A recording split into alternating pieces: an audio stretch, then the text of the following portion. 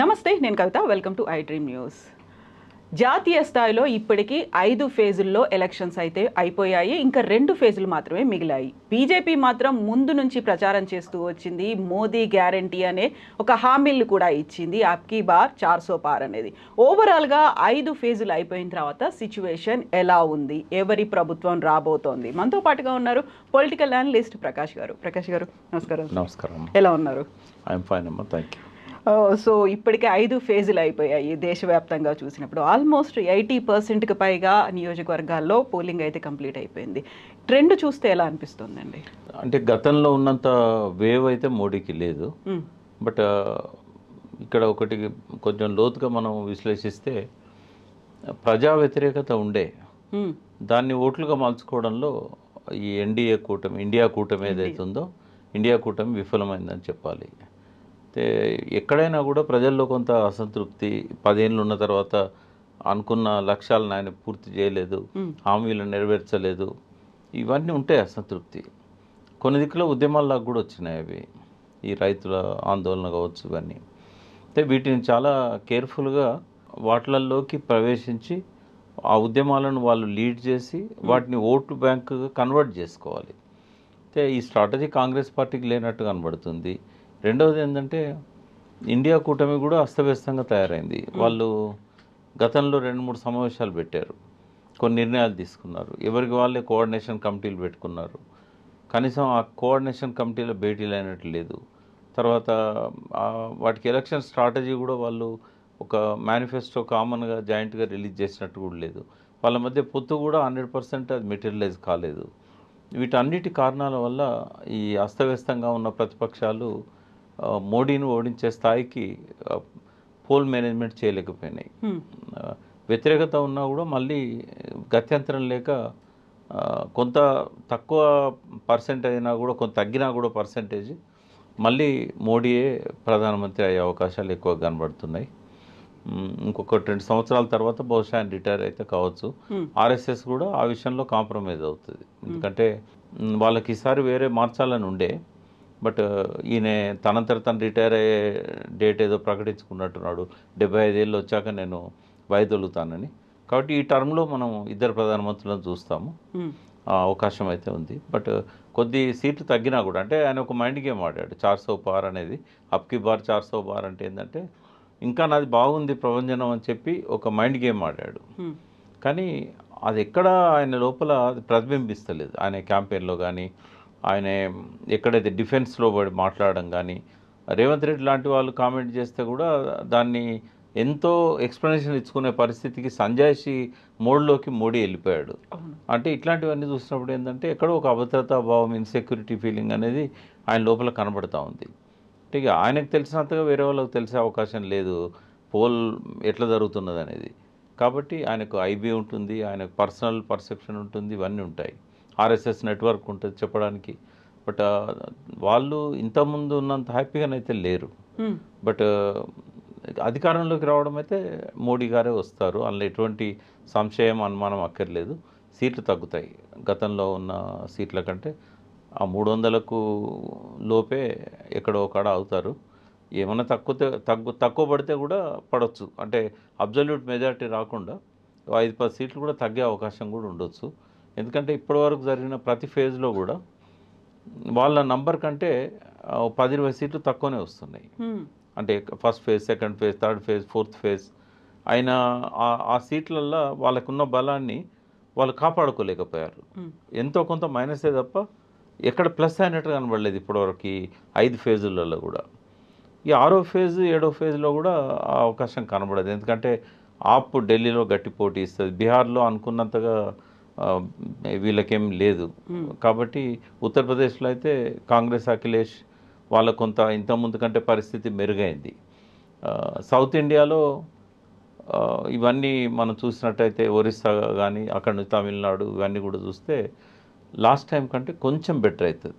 So hopes అంటే కొంచెం better అవుతుంది లాస్ట్ టైం కంటే. వాళ్ళ సీట్లు ఇంకో 5-6 సీట్లు పెరగవచ్చు. అది పర్టికులర్గా తెలంగాణలో. ఇదివరకు వాళ్ళకు 4 ఉండే, ఇప్పుడు 8-9 వచ్చే అవకాశాలు కనబడుతున్నాయి. అంటే ఇండియా అని చెప్పలేము, బట్ ఎక్కువగా పర్సెంటేజ్ ఆఫ్ ఓట్స్ పోల్ చేసే పార్టీ బీజేపీ అని చెప్పొచ్చు ఈసారి. కాంగ్రెస్కు అసెంబ్లీ ఎన్నికల్లో వచ్చిన వేవ్ అయితే లేదు, బీజేపీ కూడా వేవ్ లేదు, బట్ సైలెంట్ ఓట్ ఉంది. బహుశా జై శ్రీరామ్ నినాదం, అయోధ్య, ఇవన్నీ వీటన్నిటికంటే కూడా ఏంటంటే ప్రజల్లో ఒక అసంతృప్తి. టీఆర్ఎస్ కాదని చెప్పి కాంగ్రెస్కి వేశారు. కాంగ్రెస్ 3 నెలల్లోనే వాళ్ళు అనుకున్న వాళ్ళ ఆకాంక్షలు నెరవేర్చలేకపోయింది. ఇచ్చిన హామీలను నెరవేర్చే విధంగా వాళ్ళు ఏమీ కనబడలేదు. ఇవన్నీ కూడా చూసినప్పుడు ఏంటంటే మూడో పార్టీని ఎంచుకునే అవకాశం ఉంటుంది. ఇక్కడ ప్రధానంగా కేసీఆర్ గారు ఎన్నోసార్లు అనుకున్నాం, ఆయన టార్గెట్ చేయాల్సింది వాస్తవంగా బీజేపీని. బట్ తనను ఓడించాడనే కోపం ఇంకా ఆయన లోపల ఎక్కువగా ఉన్నట్టు కనబడుతుంది. తన కోపమే తన శత్రువు అంటారు కదా. ఇవాళ ఆయనకున్న ఫ్రస్ట్రేషన్ రేవంత్ రెడ్డి మీద, రేవంత్ రెడ్డి మైండ్ గేమ్ ఆడాడు. మైండ్ గేమ్లో కేసీఆర్ గారు పడ్డారు. ఆ మైండ్ గేమ్ వల్ల కేసీఆర్ లోపల ఒక ఫ్రస్ట్రేషన్ను క్రియేట్ చేయగలిగాడు రేవంత్ రెడ్డి. ఆయన ఈ ప్రెస్ మీట్లలో కానీ, ఆయన ఒక ఛానల్కి ఇచ్చిన లెంతీ ఇంటర్వ్యూలో కానీ ఆ ఫ్రస్ట్రేషన్ స్పష్టంగా కనబడుతూ ఉంది. ఆ ఫ్రస్ట్రేషన్ వల్ల ఆయనే తనను ఆకర్షించుకోగలిగాడు, కేసీఆర్ అటెన్షన్ను తన వైపు తిప్పుకోగలిగాడు. వాస్తవంగా ఒక రాజకీయ పార్టీకి ఎన్నికలో పోయే ముందు వ్యూహం ఉండాలి. ఆ వ్యూహం టీఆర్ఎస్లో లోపించింది. అంటే మనం ఎప్పుడు చెప్పుకుంటాం కేసీఆర్ లాంటి వ్యూహకర్త లేడు సమకాలీన రాజకీయాలలో. అయితే మబ్బులు అడ్డం వచ్చినప్పుడు సూర్యుని వెలుతురు అనేది ప్రసరించదు. సో కేసీఆర్ గారికి ఇది ఒక రాంగ్ స్టెప్ అని నేను అంటాను.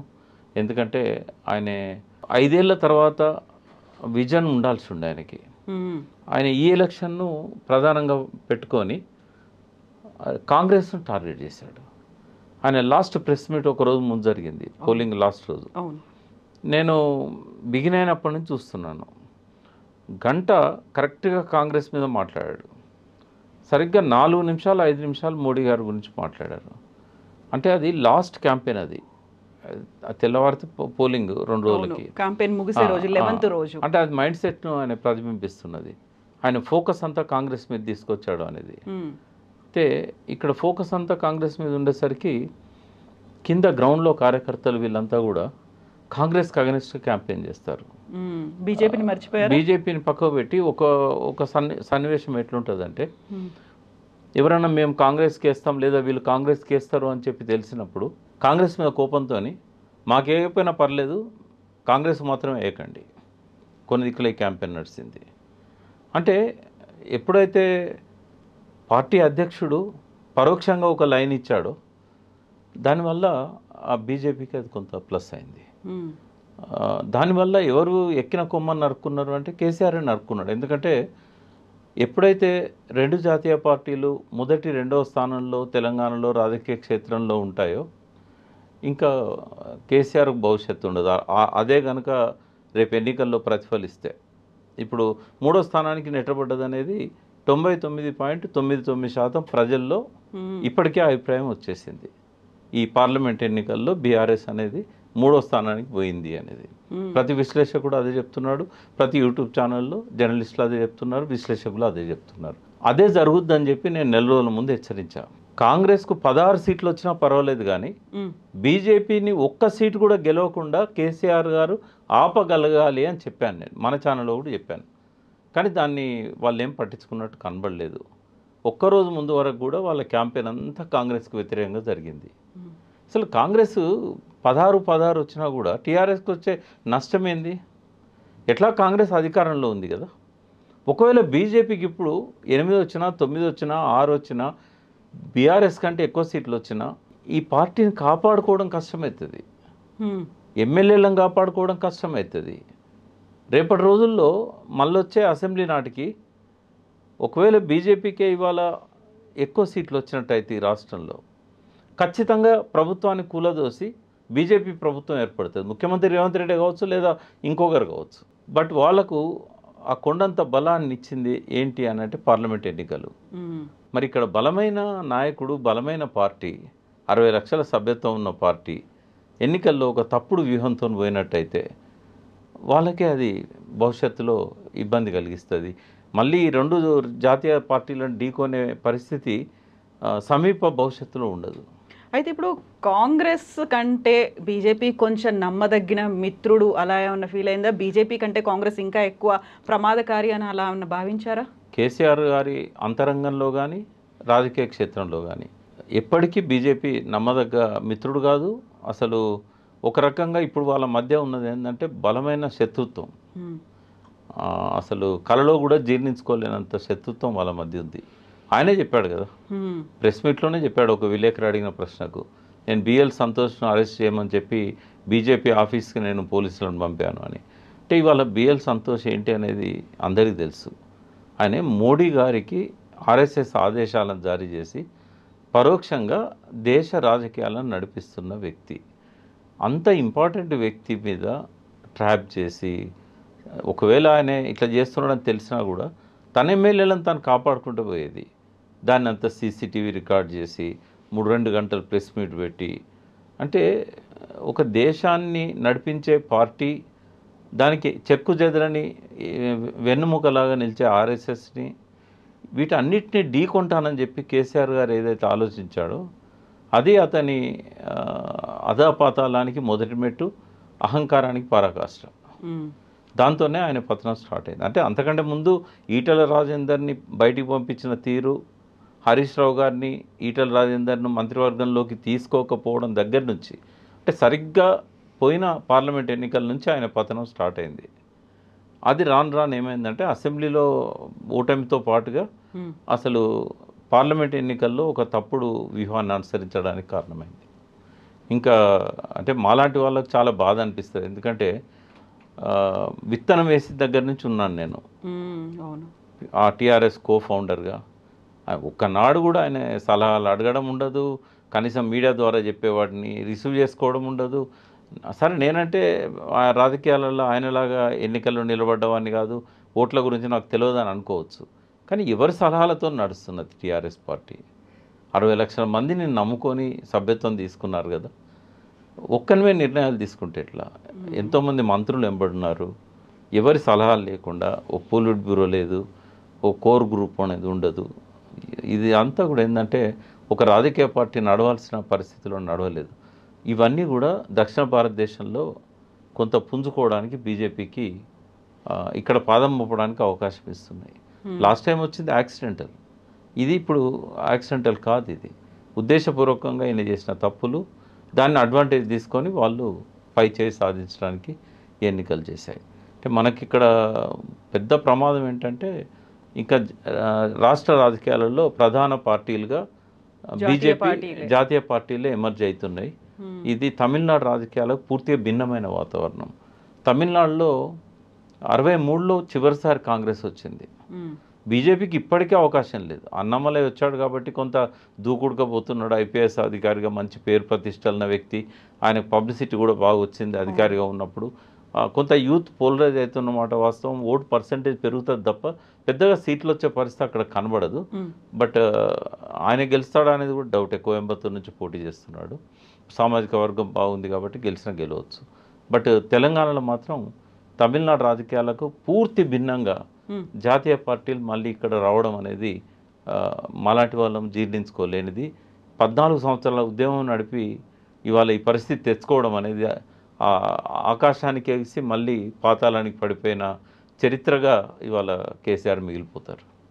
సో మళ్ళీ రివైవ్ అవడానికి వచ్చేటువంటి ఛాన్సెస్ ఏంటి? ఇప్పుడు మళ్ళీ ఎమ్మెల్సీ ఎలక్షన్స్ ఉన్నాయి, ఆ తర్వాత జరగబోయేటువంటి ఎలక్షన్స్, లేకుంటే ఈ 4 ఏళ్ల కాలాన్ని మళ్ళీ నెక్స్ట్ అసెంబ్లీ ఎలక్షన్స్ వరకు ఏం జరగాలంటారు?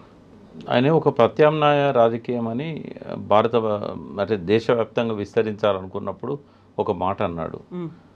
ఆ ప్రత్యామ్నాయ మార్గాన్ని ఎంచుకోక ఇదే పద్ధతిలో పోతే మాత్రం ఆయన మళ్ళీ తన పాత స్థితికి చేరుకోవడం కష్టమవుతుంది. ఆయన ఒకటి రాష్ట్రంలో బీసీలు కొంచెం అనాథలయ్యారు. అంటే అందరి దృష్టి దళిత ఓటు మీదనే ఉంటుంది. ఈసారి కూడా ఎక్కువగా ఆ మాలా మాది అనే ఫీలింగ్తో వాళ్ళకు ఆ సీట్లు ఇచ్చేటప్పటి దగ్గర నుంచి ప్రతి దగ్గర కూడా అంటే వాళ్ళకు అంబేద్కర్ గారు కల్పించిన రిజర్వేషన్ ప్రకారం వాళ్ళకు కొన్ని అవకాశాలు వచ్చినాయి, ఎదుగుతున్నది ఆ నాయకత్వం. కానీ ఎటు కాకుండా ఉన్నది బీసీలు. సరే ఏదో ఎలక్షన్స్లో బీసీల ఓట్ల కోసం బీజేపీ ఒక స్లోగన్ అయితే ఇచ్చింది, కానీ అంత కమిట్మెంట్ వాళ్ళకు ఉన్నది కనబడదు. ఎందుకంటే వాళ్ళు అనుకున్న హిందుత్వ ఫిలాసఫీలోనే ఈ ఉత్పత్తి శక్తులైన బీసీలు లేరు.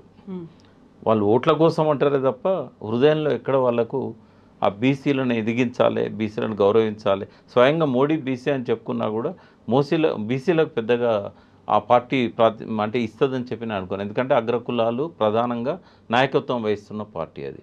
ఆర్ఎస్ఎస్లో మనకు కనబడేదంతా ర్యాంక్ అండ్ ఫైల్ వాళ్ళే కనబడతారు. కాబట్టి కాంగ్రెస్ ఏమో ఒక సామాజిక వర్గానికి ప్రతినిధిగా నిలబడింది, ముందుకు వచ్చింది, అధికారంలోకి వచ్చింది. ఇక్కడ ఒక వ్యాక్యూమ్ ఉన్నది. ఆ వ్యాక్యూమ్ను పార్లమెంట్ ఎలక్షన్స్లో ఉపయోగించుకోవాల్సి ఉండే. కేసీఆర్ గారు అది ఉపయోగించుకోలేదు. బట్ ఇప్పటికీ దాన్ని కనుక ఆయన పైకి లేపి ఆ బీసీలకు పెద్దపీట వేసి పార్టీ నాయకత్వంలో కానీ రేపటి రోజుల్లో వాళ్ళకు టికెట్ ఇచ్చే విషయంలో కానీ ఇప్పటి నుంచే ఆ లైన్ తీసుకున్నట్టయితే అది ఒక అడ్వాంటేజ్ ఉంటుంది. రెండవది ఏంటంటే కొంత వయసురీత్యా కావచ్చు, లేదా కేసీఆర్ను కేవలం 10 సంవత్సరాలు మాత్రమే ఈ ప్రాంతాన్ని పాలించిన వ్యక్తిగా చూడొద్దు. దాదాపు 25 సంవత్సరాలు ఈ ప్రాంతాన్ని శాసించిన వ్యక్తిగా చూడాలి. ఉద్యమకాలం నుంచి కూడా రాజకీయాలన్నింటినీ తన చుట్టూ తిప్పుకున్నాడు. కాబట్టి 25 ఏళ్ళ కింద పుట్టిన వాడు కూడా ఆయన నాయకత్వంలో పెరిగాడు. ఇవాళ ఇంకా తనే ఫోర్ ఫ్రంట్లో ఉండాలనుకోవడం అనేది కరెక్ట్ కాదు. తను ఒక మెంటర్గా, ఒక గైడ్గా, ఒక పెద్ద దిక్కుగా ఆ పార్టీకి ఉంటూ ఎదిగొచ్చిన వాళ్ళను ముందు పెట్టి నడిపించాలి పార్టీని. ప్రతి దగ్గర నేనే నిర్ణయాలు తీసుకుంటాను, నేను ఎవరి మాట వినను అనే పరిస్థితి ఇప్పుడైతే లేదు. ఇంకా అంటే మన హైదరాబాద్ అనేది పాత నవాబులకు ప్రసిద్ధి. వాళ్ళకి ఆస్తులనే పోతాయి, తినడానికి తిండి ఉండదు. కానీ బయటకు వచ్చినప్పుడు మాత్రం ఆ షేర్వాణి, ఆ నవాబీ, ఆ షేర్వాణి ఇవన్నీ ఉంటాయి. ఆ పద్ధతి మంచిది కాదు. సో రియలైజ్ కావాలి, వాస్తవాలను గ్రహించాలి, వాస్తవాలతో అడ్జస్ట్ కావాలి. ఒక్కోసారి మనది పై చేయి కాకపోవచ్చు, బండ కింద చేయనప్పుడు జాగ్రత్తగా లాక్కోవాలి. ఇవాళ చాలా గడ్డు పరిస్థితి బీఆర్ఎస్ది. సరే ఎమ్మెల్సీగా ఈసారి ఎన్నికల్లో కొంచెం దూకుడుగా పోతున్నారు. ఒక్క గ్రాడ్యుయేట్ స్థానానికి జరగబోయే ఎన్నికల్లో ఫలితం బీఆర్ఎస్కి అనుకూలంగా రావచ్చు, వచ్చే అవకాశాలు కనబడుతున్నాయి. బట్ అది ఒకదాంతో తృప్తి పడితే లాభం లేదు. పార్టీని పూర్తిగా ప్రక్షాళన చేయాలి. వారు అన్నట్టుగా 60 లక్షల సభ్యత్వం ఉంది ప్రతి ఊర్లో. ఇవాళ మీరు చూసినట్టయితే 32 జడ్పీ జిల్లా పరిషత్తులు బీఆర్ఎస్ చేతిలోనే ఉండే. ఇప్పుడు ఎన్ని ఉన్నాయో తెలియదు, ఎంతమంది చైర్మన్లు గోడ దూకారు, ఎంతమంది అవిశ్వాసం పెట్టారనేది తెలియదు. కానీ ఓవరాల్గా చూసినప్పుడు ఏంటంటే లోకల్ బాడీస్ అనేటివి సర్పంచ్ల దగ్గర నుండి జిల్లా పరిషత్ చైర్మన్ల దాకా, మున్సిపాలిటీ చైర్మన్ల దగ్గర నుంచి, మేయర్ల దగ్గర నుంచి ఏకపక్షంగా బీఆర్ఎస్కి ఉండే. ఇప్పటికీ 90% ఉంటారు.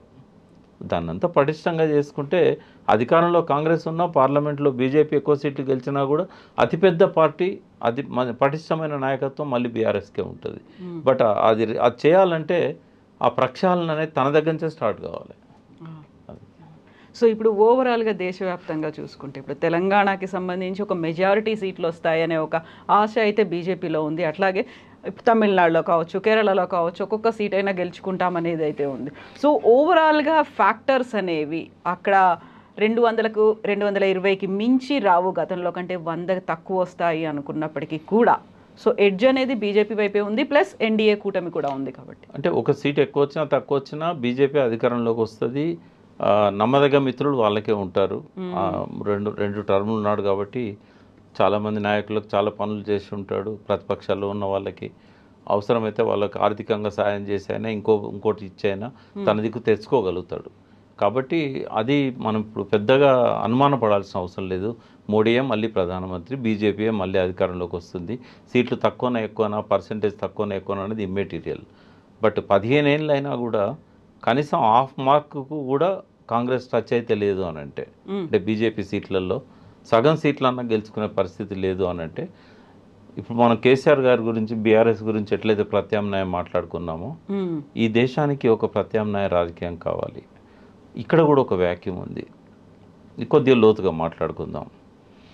ఏదైతే హైందవ సంస్కృతి, హిందూ అని మతాన్ని రుద్దుతున్నారో, వాస్తవంగా మెజారిటీ ప్రజల మతము హిందూ మతం అనేది ముద్ర వేయబడ్డదే తప్ప హిందూ జీవన విధానం కాదు. వాళ్ళు అనుకుంటున్న హిందుత్వంలో ఉన్న ఆ జీవన విధానము ఇక్కడ దళితులు కానీ, ఇక్కడ బీసీలు కానీ, ఇక్కడ ఉత్పత్తి శక్తులు కానీ, ఉత్పత్తి కులాలు కానీ ఎవరు కూడా దాన్ని అనుసరిస్తున్న జీవితాలు కాదు వాళ్ళవి. ఉదాహరణకు మా ఊరుంది. మా ఊరికి మా అమ్మ బతికున్నప్పుడు కానీ మా నాన్న బతికున్నప్పుడు కానీ శ్రీరామనవమికి రమ్మని చెప్పి పిలిచేవాళ్ళు కాదు. ఇంట్లో ఉప్పలమ్మను చేసేవాళ్ళు ఒక సంవత్సరానికి వస్తారు. బొడ్రాయి పండుగ, బొడ్రాయికి ఊరు మొత్తం వచ్చేది. ఇప్పటికి కూడా ఏ ఊర్లో బొడ్రాయి పెట్టినా కూడా కట్టడి ఉంటుంది. 3 రోజుల నుంచి 5 రోజులు అందులోకి వచ్చిన వాళ్ళు పోకూడదు. బొడ్రాయి ఇక్కడ దేవత, ఇక్కడ గ్రామ దేవతలు, పోషమ్మ ఈ ఊరును కాపాడేది, ఉప్పలమ్మ, కట్ట మైసమ్మ, తర్వాత గండి మైసమ్మ. అంటే ఇక్కడ అంతా కూడా ప్రకృతిని ఆరాధించే దేవుళ్ళు ఉన్నారు తప్ప ఈ ఆర్యన్ సంస్కృతిలో భాగంగా వచ్చిన దేవుళ్ళు ఇక్కడ లేరు. సరే, ఆ సంస్కృతిని నేను వ్యతిరేకించడం లేదు. ఎందుకంటే కాలక్రమంలో ఒక నది ప్రవహించే క్రమంలో అన్ని పాయలను కలుపుకొని పోతుంది. సో మనుషుల జీవన విధానం కూడా ఏ దేశంలోనైనా అన్ని సంస్కృతులను కలుపుకొని వెళ్తాయి. కానీ పర్టికులర్గా దానిలో నుంచి ఒక పాయను బయటికి తీసి ఇదే మీ జీవన విధానం, శ్రీరాముడే మీకు దేవుడు అని ఈ రకమైన రుద్దడం ఏదైతున్నదో దీనికి వ్యతిరేకంగా, సరే తమిళనాడులో అయితే ఎట్లాగా కల్చర్ అది, బట్ ఈ రుద్దడం ఏంది అసలు? గ్రామ దేవతలను ఎందుకు పూజించుకోవద్దు? ఎందుకు మనకు ప్రతి దగ్గర కూడా అయోధ్యనే ఎందుకు ఆదర్శం కావాలి? రాముడు అంటే ఇష్టం ఉన్న వాళ్ళు పూజించుకోవచ్చు, గుడి కట్టుకోవచ్చు. కానీ ఇది నిజంగానే మనం కొంచెం లోతుగా పరిశీలిస్తే ఈ ప్రచారం అంతా నిజంగా భక్తి కోసమా? హైందవ సంస్కృతిలో ఉన్న మంచిని ఏమాత్రం పోషిస్తున్నారు, దాన్ని పెంచుతున్నారు? ఉదాహరణకు హైందవ సంస్కృతిలో అత్యున్నత స్థానం స్త్రీది.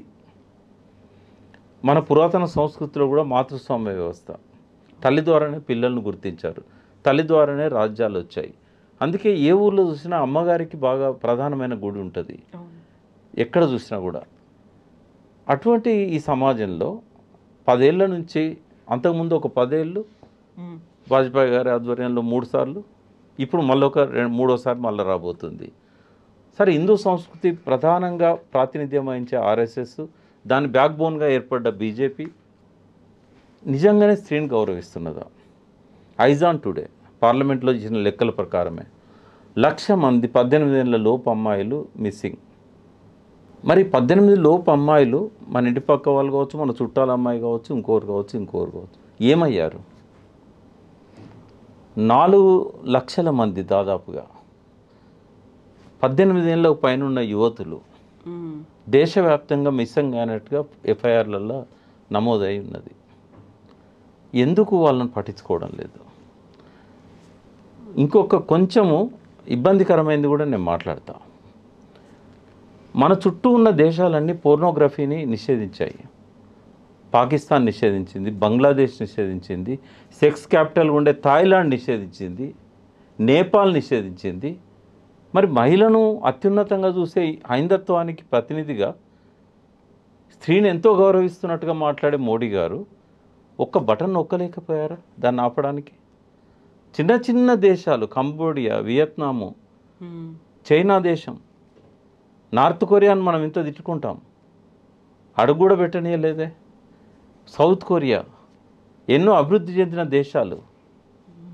ఎందుకు మీ డొల్లతనం అనేది ఇందులో బయటపడతలేదా? సింధు నాగరికతకు ప్రతీకలా ఉందా హైందవ జీవన విధానం? ఇవ్వాలి ఆ నాగరికత నుంచి మనం నేర్చుకున్నది ఏంటిది? మీరు నేర్పించింది ఏంటిది? ఇప్పుడు వేరే పార్టీల గురించి నేను మాట్లాడా, నువ్వు హైందవ ప్రతినిధిగా ఉన్న, నీ ఆర్ఎస్ఎస్ పునాదిగా ఉన్న భారతీయ జనతా పార్టీ, మరి నీకే పట్టింపు లేనప్పుడు ఈ హైందవ పేరు ఎందుకు తీసుకోవాలి? ఈ దేవతలు, శ్రీరాముడి నుంచి ఏం నేర్చుకున్నాం మనం? లాస్ట్కు శ్రీరాముడు చేసుకున్నది ఆత్మహత్య కదా? సరయూ నదిలోకి నడుచుకుంటూ ఎందుకు వెళ్ళిపోయాడు? సీత భూమిలోకి ఎందుకు పోయింది? రాముడు సీతను ఎందుకు కాపాడుకోలేకపోయాడు? లోపలికి మనం ఇంటర్సెప్ట్ చేసినట్టయితే ఎన్ని విషయాలు బయటికి వస్తాయి. రాముల్లో ఉన్న గుణాలను ప్రజల లోపల ఏమన్నా బోధిస్తున్నారా? ఒక తండ్రి మాట జవదాటని వ్యక్తిగా ఇవాళ కొడుకులను తయారు చేసే పాఠ్యాంశాలు కానీ, సిలబస్లు కానీ, అటువంటి మానసిక చైతన్యాన్ని కానీ, వికాసాన్ని కానీ ఏ కల్చర్ను మీరు తీసుకొచ్చారని? అన్నదమ్ములు అన్యోన్యంగా ఉండే కల్చర్ ఉండాల్సిన కాడ జస్ట్ 100 రూపాయల కోసం అన్నం తమ్ముడు నరుపుతున్నాడే, కుటుంబాలు మాయం చేస్తున్నారే. దీనికి వ్యతిరేకంగా ఒక సాంస్కృతిక పోరాటం అనేది మోడీ గారు ఎందుకు చేయలేకపోయారు? వాజ్పేయి గారు ఎందుకు చేయలేకపోయారు? అవకాశం లేదా భారతదేశంలో? మన మూలాలు ఎక్కడున్నాయి, మనం ఎక్కడున్నాం? ఇది కేవలం ఎన్నికల కోసం ఆడుతున్న ఈ హైందవ పాట తప్ప నిజంగానే నేను చాలా గౌరవిస్తాను. ఆధ్యాత్మికవాదిని నేను. ఇప్పుడు ఆధ్యాత్మికం అంటే నిశ్శబ్దంగా ధ్యానం చేయడం. ముస్లింలు మైకులలో అల్లాహు అక్బర్ అని అంటున్నారని చెప్పి పొద్దున్న లేవగానే గుళ్ళల్లో సుప్రభాతాలు. అది ఆ భక్తి అంటే? తిరుపతిలో ఏమన్నా ప్రశాంతత ఉంటుందా? భక్తి అనేది ఎట్లుండాలి? కళ్ళు మూసుకొని ధ్యానం చేస్తే కదా భక్తి. అంటే పై ఆడంబరాలకు ప్రజలు పోతున్నారు, పాలకులు దాన్ని నడిపిస్తున్నారు. సరే, ఎవరు నడిపించినా నడపకపోయినా హైందవ సంస్కృతికి ప్రతీకలా ఉన్న మీరు ఎందుకు చేయాలి ఇది? ఎందుకు ఇంత లోతుగా మాట్లాడుతున్నానంటే, వామపక్ష భావాలు అని ఉన్నవాళ్ళు అనుకున్న వాళ్ళు కూడా జై శ్రీరామ్ అంటున్నారు. అంటే ఎందుకు ఈ మాన్య అనేది ఇంత తీవ్రంగా వస్తున్నది? ఎవరికి వాళ్ళు శ్రీరాముని ఆరాధిస్తే నేను ఇష్టపడతా, శ్రీరాముని గుణగణాలను నేను ఇష్టపడతా, శ్రీరాముని మనసారా ఆరాధించే వాళ్ళని నేను ఇష్టపడతా. కానీ శ్రీరాముని పేరు చెప్పుకొని మన వ్యవహారం ఎట్లుంది, మన పద్ధతులు ఎట్లున్నాయి, నడిపించే వాళ్ళు ఎట్లున్నారు? అంటే దీనికి వ్యతిరేకంగా నిజమైన హిందూ కల్చరు, హిందూ సంస్కృతి, పరమత సహనం అనేది హిందూ సంస్కృతిలో ఉంది. దీన్ని ఒక ప్రత్యామ్నాయమైన సిద్ధాంతంగానో లేకుంటే భావజాలంగానో మలచగలిగే ప్రత్యామ్నాయ రాజకీయం రావాలి. అది మమతా చేస్తుందా, అది కేసీఆర్ చేస్తాడా, అది కాంగ్రెస్ చేస్తుందా? బట్ కాంగ్రెస్ రక్తంలోనే, ఆ నాయకత్వ రక్తంలోనే సెక్యులర్ భావాలు ఉన్నాయి. ఒక బ్రాహ్మణిజం, ఇప్పుడు నెహ్రూ బ్యాక్గ్రౌండ్ తీసుకుంటే మోతీలాల్ నెహ్రూ వాళ్ళంతా కూడా ఒక బ్రాహ్మణ్ సెక్ట్ నుంచి వచ్చారు. ఫిరోజ్ గాంధీ, సంజీవ్ గాంధీ, రాజీవ్ గాంధీ ముస్లిం నుంచి వచ్చారు. క్రిస్టియన్ నుంచి సోనియా గాంధీ వచ్చింది. అంటే 3 మతాలు వాళ్ళ ఇంట్లో ఉన్నాయి. మరి మీకే పట్టకపోతే ఒక ప్రత్యామ్నాయ సంస్కృతిని ఇంకెవరు తీసుకొస్తారు ఈ దేశంలో? సో ఈ మోడీ మీద ఎన్ని విమర్శలు చేశాను, అధికారం కోసం ఎన్ని ఆరాటంగా ఉన్నా, ఎంత పాదయాత్రలు చేసినా కూడా ఈ దేశంలో ఒక ప్రత్యామ్నాయ సంస్కృతికి ప్రతిపక్ష పార్టీ సిద్ధం కానని రోజులు, కాంగ్రెస్ నాయకత్వం సిద్ధం కానని రోజులు, లేదా ప్రత్యామ్నాయ పార్టీలు సిద్ధం కానని రోజులు ఇదే డామినేట్ చేస్తుంది. ప్రజల లోపల ఇంకా ఈ మేనియాన్ని పెంచుకుంటూ పోతూ ఉంటారు. కాబట్టి ఈ దేశానికి ఒక ప్రత్యామ్నాయం కావాలి, ఆ సంస్కృతి కావాలి, ఈ రాష్ట్రానికి కూడా ఒక ప్రత్యామ్నాయ సంస్కృతి కావాలి. ఉద్యమ స్ఫూర్తిని మళ్ళీ రగిలించగలిగితే మళ్ళీ బీఆర్ఎస్ లేస్తుంది. కానీ ఆ ఉద్యమకారుల పట్ల ఆ గౌరవభావం కేసీఆర్ గారి మనసుల్లో కలగాలి. ఇప్పుడు నిజంగా ఇప్పుడు మీరు చెప్పిన ఈ సీరియస్ అంశాన్ని ప్రజలు ఎంత సీరియస్గా తీసుకున్నారా, లేకుంటే సెన్సిటివ్ అంశంగానే భావిస్తున్నారా? ఇది కేవలం ఓట్ల రాజకీయమా, లేకుంటే ఎన్నికల్లో గెలుపు కోసం చేస్తున్నటువంటి నినాదాల, ఈ సిద్ధాంతాలు ఎలా ఉన్నాయి, ఇవన్నీ కూడా మనకు June 4th కల్లా తెలిసిపోతాయి కదా. ఎంత June 4th తెలిసేది ఓన్లీ ఎవరు వస్తారని. నేను అనేది ఏంటంటే, ఈ ప్రాంత మేధావులు, ఈ ప్రాంత విఘ్నులు, చదువుకున్న వాళ్ళు, సమాజం మేలు కోరే వాళ్ళు కేవలము యూట్యూబ్లలో చూడడానికే పరిమితం కావద్దు. ఈ ప్రత్యామ్నాయ ఉద్యమం కోసం ఒక స్తంభాలుగా నిలబడాలి వాళ్ళు. నాయకులు వస్తుంటారు, పోతుంటారు, కానీ ఆ కల్చర్ను డెవలప్ చేసే క్రమంలో అందరం కూడా దానికోసం పాటుపడితే 5 ఏళ్ల కల్లా రాజకీయాలు మారుతాయి. ఒకవేళ ఏదో అంకెల గారిని చూసుకుంటూ సంతోషపడి ప్రజల్ని తిట్టుకుంటూ ఉంటే ఉపయోగం ఏం లేదు. కాబట్టి అందరికీ ఉంటుంది బాధ్యత. రిటైర్ అయిన సీనియర్ సిటిజన్స్కి ఉంటుంది, ఇవాళనే రాజకీయాలు నేర్చుకుంటున్న విద్యార్థులకు ఉంటుంది, ఈ ఉద్యోగులు కానీ మిగతా వాళ్ళు కానీ రాజకీయాలకు అంటకుండా ఉండడం అనేది సాధ్యం కాదు. ఒక ప్రత్యామ్నాయ సంస్కృతి కోసం ఉద్యమాల గడ్డ అయిన తెలంగాణ నుంచి అయినా కూడా ఒక పిలుపు రావాలి, ఆచరణలో మనం వాళ్ళతో కలిసి నడవాలి. దానికి ఎవరు లీడ్ చేస్తారనేది ప్రజలు చూస్తూ ఉండాలి. డెఫినెట్గా ఆ సంస్కృతి వచ్చినప్పుడు సమాజం ముందుకు పోతుంది. ఎస్ అండి, మళ్ళీ మనం మాట్లాడుకుందాం June 4th తర్వాత. ఆ తర్వాత ఈ సీరియస్ అంశాలు వీటన్నిటి గురించి కూడా మనం మాట్లాడుకోవాల్సిన అవసరం ఉంది. Thank you so much Prakash గారు.